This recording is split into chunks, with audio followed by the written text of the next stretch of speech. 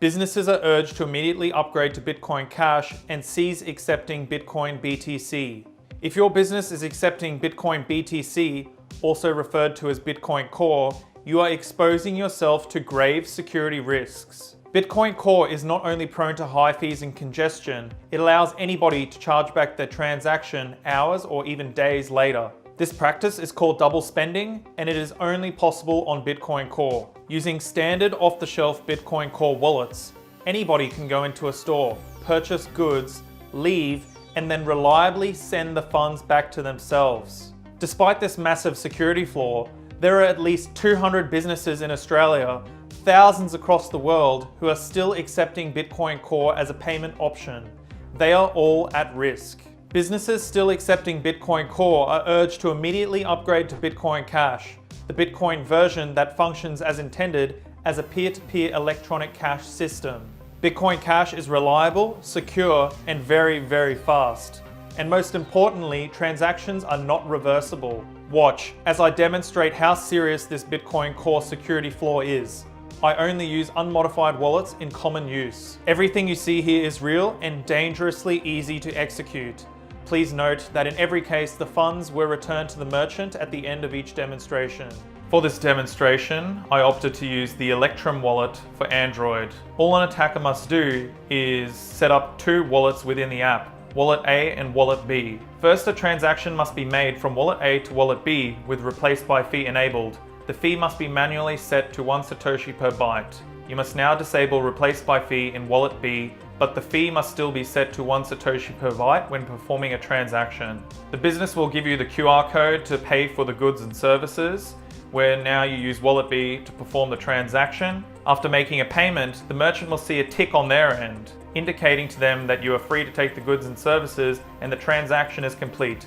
After leaving, you can go back to Wallet A. By bumping up the transaction fee and rebroadcasting the transaction, it will overwrite the previous transaction you did from Wallet A to Wallet B. This now means that the funds that you just sent to the merchant have disappeared back into your Wallet B. But you've still got the goods, and that means the merchant has successfully been double spent. I got the payment history up. It says here $50, 712, $50 paid. And this is the address that it was paid to. So if I copy this one, and I go to Blockchain Explorer, the balance says zero US dollars, 0 BTC. But as you can see, I took the goods and services. There's no payment there. It's that easy to do on mobile. I'll show you once again now in a controlled environment from a desktop computer. So I've set up two wallets here. I've got Wallet A and Wallet B. Wallet A has been funded. I then go into Tools, Preferences, enable Edit Fees manually, and enable Use Replace-by-fee. I then send the funds from Wallet A to Wallet B. And I set the fee to 1 Satoshi per byte. The transaction has now been sent to Wallet B, and you'll see that it has the Replace-by-fee flag on that. So then I come back into Preferences, turn off Replace-by-fee on the Wallet B. Now, I've got the two same wallets set up on my phone here because I'll need to scan a QR code in a moment to simulate paying at the merchant. The funds are still in here.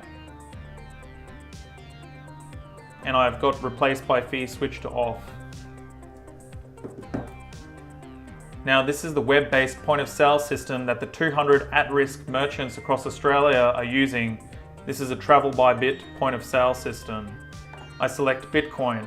I enter the amount, let's just say $10 for the purpose of this demonstration. Now I've got the QR code. So I take my wallet on the phone here, and I'll just scan that QR code. Pay. Transaction's gone through. We've got a tick here, the payment has been received. Now I'll go back to these two wallets. So this was the one that I just sent from Wallet A to Wallet B below here. You can see my new payment to the merchant has appeared. So I just right click here, increase the fee. Let's just make it a lot higher so this one definitely gets confirmed. 30 Satoshi per byte. All right. Sign, broadcast, Payment has now been sent. If I close this down, you'll watch here in a moment, the child transaction disappears completely. So this wallet A to wallet B transaction has just been double spent, and all the child transactions from the unconfirmed parent have now disappeared. They're not in the mempool anymore. Yet on here it still says the payment has been received. So if I go into the history tab, you can see the history of transactions at this business here. So here we go, we got $10 for Bitcoin. It's saying the status is paid. It was made at 4:06 p.m., which was 2 minutes ago. Here's the address. So let's copy this address that the funds were supposedly paid to.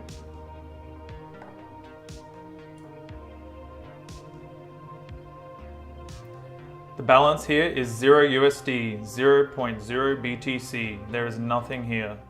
In August of 2017, Bitcoin Cash upgraded away from the Bitcoin Core roadmap precisely for the reasons outlined in this video.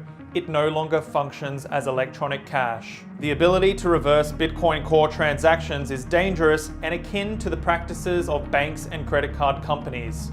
Fortunately, Bitcoin Cash fixes this. Merchants are able to field a better payment experience from Bitcoin Cash, even better than that of the best fiat systems, and this is because Bitcoin Cash was designed specifically for this role. I hope you guys enjoyed this video. Please share it to spread awareness about the risks of accepting Bitcoin Core. And don't forget to like, subscribe, and leave a comment down below.